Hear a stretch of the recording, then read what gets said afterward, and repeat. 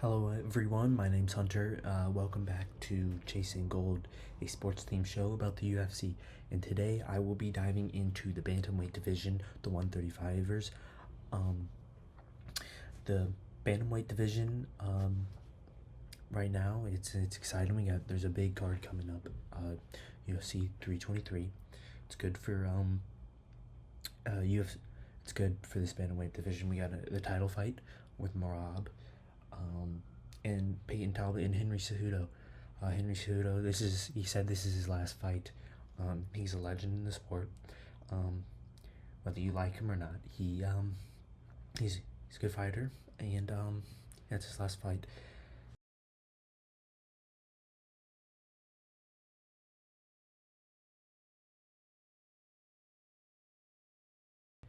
So in today's episode, I'm going to break down the current landscape of the sport, some major fighters, some recent fights, and some upcoming matchups in the division. And yeah, maybe make some predictions at the end for these future fights, and maybe predict some upcoming fights that might happen, and yeah, maybe say what fights I want to see. So the bantamweight division, 135, like last episode, they're bigger. I mean, obviously they're bigger than the flyweights, and the division. People problem with the flyweights. They're small. Not a lot of power. Here's a jump up in power, and they still got that same speed and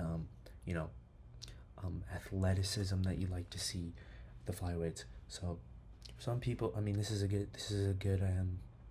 division to get into if you're getting into the sport. Maybe watch some Sean O'Malley or Peyton Talbot highlights, because they'll showcase that power along with athleticism, and they had some crazy knockouts and finishes. So the first thing I want to do is kind of recap some recent fights. There really hasn't been a lot of fights in the division. I think the last fight was UFC. I think the last bantamweight fight like at all was UFC 321. We haven't seen any since then, and that was Umar Nurmagomedov. He got his bounce back fight after losing to Marab. Previously in the flyweight episode, I mentioned how the Dagestanian reign of the UFC is on a downward trajectory. I want to talk about this. Umar, brother of Khabib, undefeated, beat Conor McGregor, retired with the belt, retired on top. People say he had a cupcake schedule up until his last couple fights, and so it is what it is. He retired on top, and Dagestanians, they've had control over the UFC for the past 10 years. But I want to talk about the downfall a little bit, since there's not much to recap. We saw, I think that a turning point was when we lost to Marab. Marab is also obviously a wrestler. He didn't lose to a striker, but going into that fight, he was 18-0. We talk about fighters can be, like I said, he was undefeated, and then there's Islam. He lost one fight, and that was a long time ago, early in his career. But it's nice to see he got a bounce back fight. I'm sure at some point he'll get that rematch against Marab. Yeah. So moving on from the recap, I'd like to talk about some these current fighters that we'll see in this upcoming card. Marab, the champion. Talking about, he's fought twice this year. He beat Sean O'Malley and Corey Sandhagen this year. Both really respected fighters. When he beat Sean O'Malley, he won the belt, and then he had the rematch this year. He beat him again. Sean O'Malley has 3 losses on his record, and he's 2 of them. this is two, or he's given two of them, and Sean O'Malley, he's on a 2-fight losing streak, but he has a fight coming up in January. Yeah, what is it? Song Yadong, that's who he's fighting. Will be hopefully maybe a bounce back fight for him. I know for Song, this would be a big step up, big jump up in the rankings if he can pull it off. But you know, Sean O'Malley's still a dangerous fighter. We'll see how he bounces back from these two losses. I know he kind of had a breakdown in the fight with Merab, because Merab was just so frustrating and just dominated him. He controlled him on the ground, and Sean couldn't do anything, and that's how he won. And there was that thing where Merab was kissing him, and then Sean O'Malley like punched him after the bell. So I mean, there's that thing, there's that rivalry. Maybe there's a trilogy. I don't know. With Sean O'Malley, I don't know his future. I think he's gonna have to win a couple more fights if he wants a title shot again, or maybe a change in belt. But I don't think the belt's going anywhere anytime soon. We'll get into that later. He's fighting Peter Yan. I don't know where he's at the rankings. I think Peter Yan is, he's a 3, and there's Umar, there's Sean, there's Peter Yan. Peter Yan, he fights Merab. He fights Merab in December. And let's see, Peter Yan, he's fought this year. He beat Marcus McGee. Talk about him. He won twice. He's on a win streak. He's on a win streak right now. He's on his last loss was in 2023 against Merab. So this is a rematch. He lost the decision. This time, I think it goes the distance. I don't think Merab is gonna finish anyone. It's just not what he does.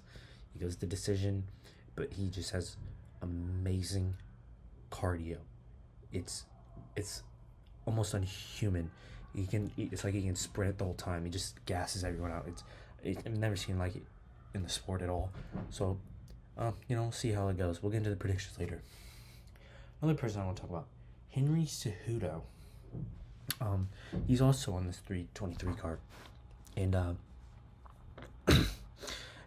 this is his retirement fight. He said this is his retirement fight against Peyton Talbot. Peyton Talbot, he's a youngster. He's a rising star, fan favorite. He won his last fight. He had a bounce back fight. He was handed his first loss earlier this year. He said he got fraud checked, but he came back and he fought a opponent that was better than the person he lost to. This would be a big challenge for Peyton. But Henry Cejudo, he's on a big losing streak. He's on a 3-fight losing streak. His last win was in 2020. Didn't fight in 21 or 22. And lost 23, 24. And now this is his retirement fight. So it'll be interesting to see how that fight goes. I'll make some predictions later. And we just moving down the ranking. Corey Sandhagen. We'll talk about him briefly. His last loss was Merab. He lost 2 of his last 3. He lost a decision to Umar. That was August of last year. He won in May this year. Lost to Merab. So, Corey Sandhagen.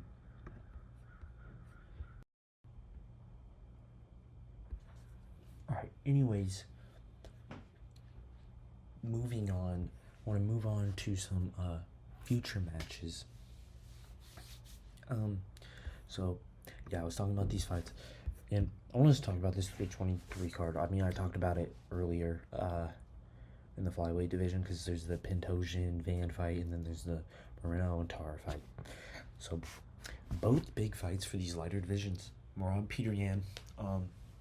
I'm gonna make some predictions. So, Morab, I don't think it's gonna be close. I think Morab just is gonna win. He beat him last time. He he hasn't shown any sign of showing down recently. He's passed a couple fights since he's won the belt. Just complete domination. I mean, I don't know if you probably went back if you looked up his control time, it's probably like 10 minutes. More than 10 minutes, over 10 minutes in every fight. I mean, it's incredible. His wrestling is top tier, it's elite, and I think he just beats Peter Yan. I think he wins. I think I give Peter Yan a round. I think it goes to decision. It's gonna be, yeah, Merab wins 4-1. And then also on this card, the Henry Cejudo Peyton Talbot fight. Cejudo, like I said, lost 3 fights straight and hasn't won since 2020. And Talbot, he's had a couple fights. You know, he's young. He's trying to build up a resume. I think Cejudo wins. I think Cejudo wins this fight. I mean, we talk about. I mean, this is Henry Cejudo. I mean, he's a Olympic gold medalist wrestler, and he's beat Demetrius Johnson. I mean, that was 2018, but he beat Demetrius Johnson. I think the greatest fighter of all time. I disagree. I think he lost the fight and went to decision. Right. I think it was close. It was close, but he won. Right. Peyton Talbot, him a little bit. I think what he struggled with in the fight that he did lose was the ground. He didn't take a lot of damage, which is good. It was a big learning fight for him. I like Peyton Talbot. I think he's a good fighter. He's fun to watch. We saw that like backflip out of the single leg. That was cool. I mean, he's just an exciting fighter to watch. And you love to see it. Him, Sean O'Malley, that's why they're fan favorites. But Henry Cejudo, like I said, just a great wrestler. And when Peyton Talbot struggled on the ground against him, he was like I said, with Josh Fan, I said last episode, how he started training at like 17. He's 24 now. Peyton Talbot, he started training like late too. When he was like upper teenager, I think, in college or something. He's 27 now, still a young prospect in the sport. You know, Henry Cejudo is 11 years older than him. Yeah, I think it'll be a fun fight. If Peyton Talbot wins, I think it's gonna be via finish. I think Henry Cejudo is going to win. And if he does, it's gonna go the distance. He's gonna win. I think maybe Peyton gets around, but I think Henry Cejudo is gonna win. We'll see how this goes. And then, like I said, Sean O'Malley fights in January next year against Song Yadong. It'd be interesting to see how this works out, because if we look at the rankings, I think Umar's due for another title shot. I don't think Sean O'Malley will. I don't know. I think he's gonna have to win some fights. Maybe he fights some Corey Sandhagen again. I think Peter Yan. I mean, I don't know. I don't know how it works. It's interesting to see, because Merab, he's beat Umar, Sean O'Malley, Peter Yan. He's beat Corey Sandhagen. He hasn't beat Song Yadong, but I don't think Song Yadong is going to beat Sean O'Malley, and then that would move him down in the rankings. So I don't know. I don't know how it works. And like Peyton Talbot isn't even ranked. Maybe if he beats Henry Cejudo, he will be. But we'll see how it goes. This is an interesting division, and we'll see how it moves up from here. So this was the Bantamweight division for the UFC. See you in the next episode.